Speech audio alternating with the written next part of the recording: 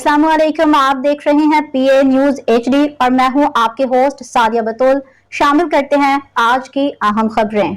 वफाकी हुकूमत का शुगर माफिया के गेट घेरा तंग, चीनी के सट्टा पे मुकम्मल पाबंदी, शुगर डीलर्स के नाम ECL पे डालने की कार्रवाई का आगाज हो चुका है। जराए वफाकी हुकूमत का शुगर माफिया के गेट घेरा तंग, चीनी के सट्टा पे मुकम्मल पाबंदी। वफाकी हुकूमत ने चीनी के कारोबार में सट्टाबाजी करने वालों के खिलाफ सख्त इकदाम शुरू कर दिए हैं। ज़राए वज़ारत पैदावार के मुताबिक चीनी के सट्टा पे मुकम्मल पाबंदी आयद कर दी गई है।